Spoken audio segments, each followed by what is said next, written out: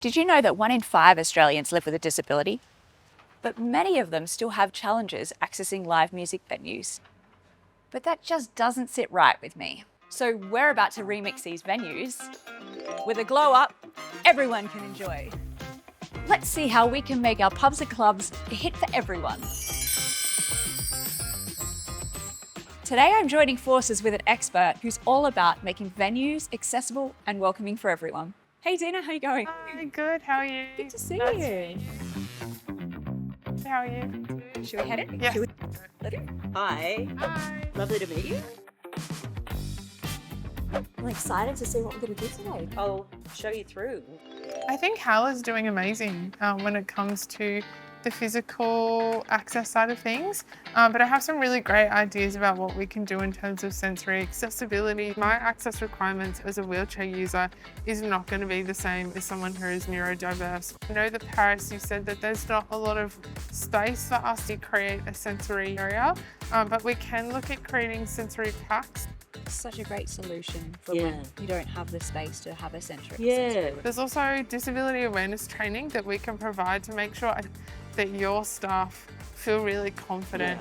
Yeah. And then I think another thing that we could do is create a venue tour. And so when people go onto your website, they can see a venue tour where we outline different access features. Such a simple idea and effective, so it's great. Yeah, look, there's a lot that can be done when it comes to accessibility that is low cost or one-off cost. Sure. I think when people think about accessibility, they go, a lot of- $200,000. Yeah, exactly. Okay, so on my notes here, I have sensory packs, online venue tour, staff training. Okay, Paris? Looks like we've got some work to do.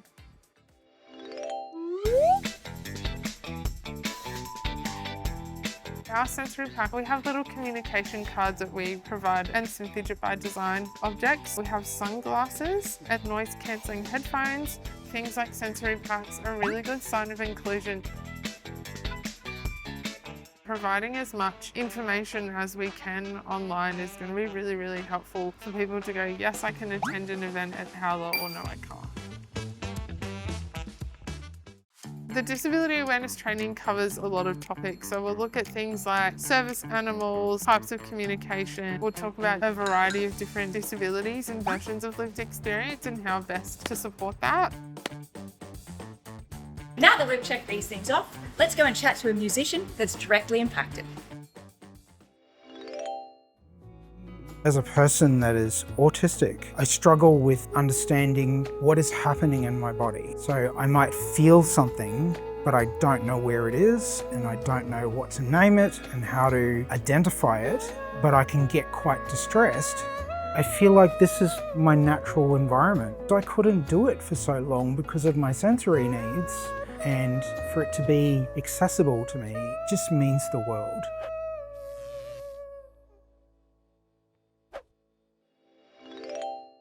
You've spoken before about your invisible disability.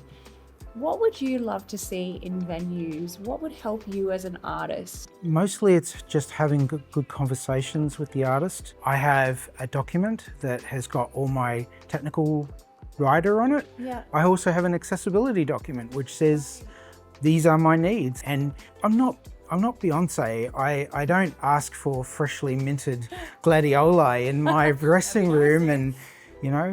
How do you work with a sound technician to make sure that, it's a safe environment for you to get up on stage and perform? Yeah. It's that same thing, being able to start with a conversation. It's really, really great to have a sound person who will just listen to what you do, read the documents that they're given, Yeah.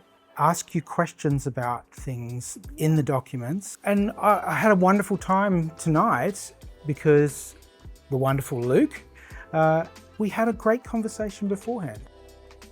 If an artist feels safe and respected, they give the best performance, which then reflects on the venue and people have a wonderful time. And I mean, in an ideal world, if every venue implemented these, just small little actions with the sensory kit, with different things, really increasing the amount of venues you can go and perform at, right? Yeah, absolutely.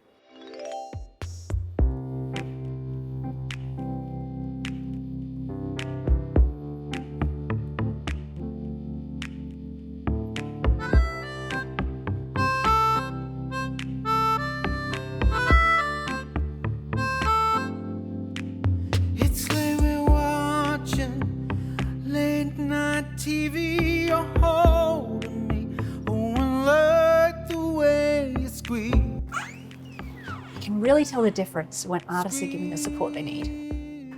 Let's go and see what Paris thinks. You've been through this process now. Is there any surprises that you've come across along the way? I think just how simple things can be done. Hala has done an amazing job at implementing these changes. Thanks so much for having us. Cheers. As we've seen, making a space accessible doesn't have to be a big overhaul. It's the smallest things that make a difference. Making venues more easily accessible,